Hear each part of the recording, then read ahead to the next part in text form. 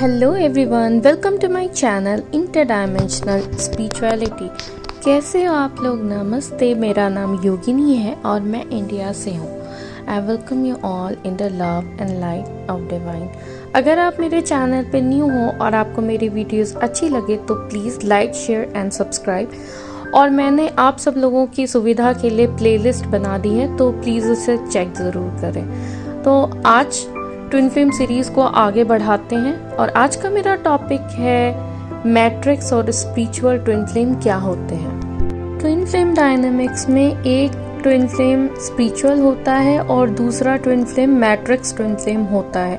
तो सबसे पहले हम ये जानेंगे कि स्पिरिचुअल ट्विन फ्लेम कौन होते हैं। स्पिरिचुअल ट्विन फ्लेम वो होते हैं जो अपनी इस जर्नी में सबसे पहले अवेकन होते हैं, जो इस कनेक्शन को पहचान पाते हैं, जो ये समझ पाते हैं, सेंस कर पाते हैं कि वो एक ट्विन फ्लेम जर्नी का हिस्सा है और वो अपना इनर वर्क इनिशिएट करते हैं और वो अपने आप को हील करना शुरू करते हैं और उनकी स्पिरिचुअल अवेकनिंग स्टार्ट हो जाती है। वो होते हैं स्पिरिचुअल ट्विन फ्लेम। दूसरे ट्विन फ्लेम होते हैं मैट्रिक्स ट्विन फ्लेम, जो इस माया में, इस मैट्रिक्स में फंसे होते हैं और वो स्पिरिचुअली अवेकन नहीं होते हैं। वो इस कनेक्शन को नहीं समझ पाते और इस कनेक्शन से रन करते हैं। तो जनरली स्पिरिचुअल ट्विन फ्लेम हमेशा डिवाइन फेमिनाइन होती हैं और मैट्रिक्स ट्विन फ्लेम हमेशा डिवाइन मैस्कुलिन होते हैं। यहाँ पे मैं एक बात आप लोगों को क्लियर करना चाहूँगी कि अगर आप एक डीएफ हो और आप स्पिरिचुअली अवेकन हो गए हो और अगर आप ये सोच रहे हो कि मेरे डीएम तो बिल्कुल भी अवेकन नहीं है, वो स्पिरिचुअल नहीं है, उनको इस बारे में कुछ पता नहीं है, तो आपको ये बात यहाँ पे समझने की ज़रूरत है कि अगर आप स्पिरिचुअली अवेकन हो गए हो, इसका ये मतलब नहीं है कि आपके ट्विन फ्लेम स्पिरिचुअल नहीं है। इट्स जस्ट कि उनको अभी वो चीज़ याद नहीं आई है और इस कनेक्शन के डायनेमिक्स की वजह से उन्होंने इस जीवन में मैट्रिक्स ट्विन फ्लेम का रोल प्ले किया है। वो स्पिरिचुअल उतने ही हैं जितने कि आप। हो सकता है वो आपसे भी ज़्यादा स्पिरिचुअल हों, पर इस लाइफ में, इस जीवन में उन्होंने मैट्रिक्स ट्विन फ्लेम होने का रोल प्ले किया है।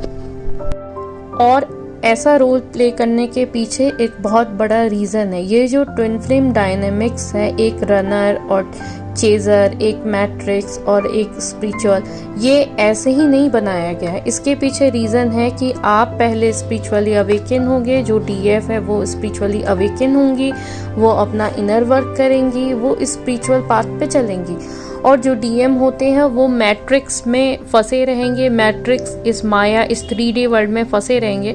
और आप ये देखोगे कि जब आपका सेपरेशन होता है उस दौरान आपके डीएम और ज़्यादा इस मैट्रिक्स में घुसते चले जाते हैं। आप कहीं ना कहीं ये उम्मीद करके बैठते हो कि आपके डीएम इस कनेक्शन को समझेंगे, उनको ये चीज़ समझ में आएगी, वो इस के इंटेंसिटी को समझ पाएंगे, इसकी प्योरिटी को समझ पाएंगे। लेकिन जनरली यहाँ पे ऐसा नहीं होता है। अगर वो एक कार्मिक कनेक्शन में नहीं थे तो अब वो एक कार्मिक कनेक्शन में एंटर करेंगे, वो शादी कर लेंगे, कार्मिक मैरिज में चले जाएंगे और या फिर अपनी कार्मिक फैमिली पे ज़्यादा फोकस करने लग जाएंगे। तो वो और इस मैट्रिक्स में, इस 3D वर्ल्ड में और अंदर अंदर जाते चले जाते हैं। इसके पीछे का पर्पस ये है कि वो और ज़्यादा डीपली मैट्रिक्स में जाएं और वहाँ जा कर के वो वापस अवेकन हों, ताकि उनके अंदर जो लाइट है, लाइट कोड्स है, जो न्यू फ्रीक्वेंसी की एनर्जी है, वो मैट्रिक्स को दूर दूर तक पेनिट्रेट कर पाए, वो मैट्रिक्स को रोशन कर पाए। यहाँ पे मैं एग्जाम्पल देना चाहूँगी। जैसे एक पर्सन है और उस व्यक्ति के हाथों में एक मशाल है, पर वो मशाल अभी उसने जलाई नहीं है, उसके हाथ में माचिस का डब्बा भी है। अगर वो एक काले अंधेरे सुरंग में जाता है और वो उसके एंट्रेंस से थोड़ी दूर 1-2 कदम चल के मशाल जला के वापस आ जाता है, तो वो रोशनी कहाँ तक पहुँचेगी? सिर्फ थोड़ी दूर, उसके एंट्रेंस, उसके मुहाने तक। पर अगर वही व्यक्ति उस सुरंग में, उस काली गहरी सुरंग में और उतरता चला जाता है और उतरता चला जाता है, बहुत अंदर जाता है और वहाँ पे जाके वो अपनी इस मशाल को रोशन करता है, तो उसकी रोशनी कहाँ तक पहुँचेगी? पूरे सुरंग में। इसी तरह ये मैट्रिक्स ट्विन फ्लेम का काम होता है कि वो इस मैट्रिक्स में डीपली जाते हैं और वहाँ पे वो इनलाइटेंड होते हैं, और जब वापस आते हैं तो वो बहुत सारी हीलिंग और बहुत सारे न्यू फ्रिक्वेंसी और लाइट कोड को वहाँ पे मैट्रिक्स में डाल के आते हैं। इसी वजह से ये डायनेमिक्स स्पिरिचुअल और मैट्रिक्स ट्विन फ्लेम का रखा गया। ऐसा बिल्कुल भी नहीं है कि आपके डीएम आपसे कम स्पिरिचुअल हैं। अगर आप ऐसा सोच रहे हो कि आप तो बहुत स्पिरिचुअल वर्क कर रहे हो, आप स्पिरिचुअल हो गए, उनको तो कुछ पता ही नहीं है, तो इस गलतफहमी से आप बाहर आएँ। ऐसा बिल्कुल भी नहीं है। वो भी इतने ही स्पिरिचुअल है जितने कि आप, क्योंकि वो आपका ही सोल है। मैट्रिक्स ट्विन हमेशा स्पिरिचुअल वन को ट्रिगर करते हैं और इस कनेक्शन से भाग जाते हैं रनर बन के, और स्पिरिचुअल ट्विन फ्लेम इस कनेक्शन को आगे बढ़ाते हैं, स्पिरिचुअली अवेकन होते हैं।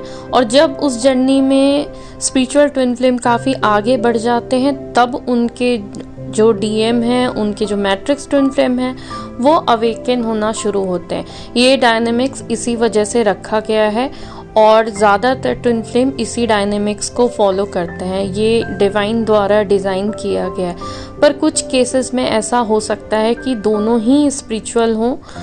ऐसा कम होता है, काफ़ी कम होता है। फिर वो काफ़ी स्पेशल पर्पस के लिए अर्थ पे आए हों। ऐसा हो सकता है उनका सोल पर्पस कुछ अलग हो सकता है। हो सकता है कि उनकी हीलिंग पास्ट बर्थ में कंप्लीट हो गई हो, पास्ट बर्थ में है उनका यूनियन हो गया हो, इसीलिए अब जब वो अर्थ पे आए हैं तो उनके बीच में ये रनर चेजर वाली डायनेमिक्स नहीं है। ऐसे केसेस हैं, पर ऐसे केसेस काफ़ी रेयर हैं। मोस्टली रनर चेजर और हीलिंग और मैट्रिक्स स्पिरिचुअल ट्विन फ्लेम का ही डायनेमिक्स हमें देखने को मिलता है। और ये सारी चीज़ें डिसाइड होती हैं आपके सोल कॉन्ट्रैक्ट में। मैं एक डिटेल वीडियो लेके आऊँगी सोल कॉन्ट्रैक्ट के बारे में। तो ये सारी चीज़ें आप अपने सोल कॉन्ट्रैक्ट में डिसाइड करते हो। वहाँ पे ये सारी चीज़ें लिखी होती हैं कि कौन कौन सा रोल प्ले करेगा। कई बार जो आपके डीएम होते हैं, आपके मैट्रिक्स ट्विन फ्लेम होते हैं, वो कार्मा वाला पार्ट हैं।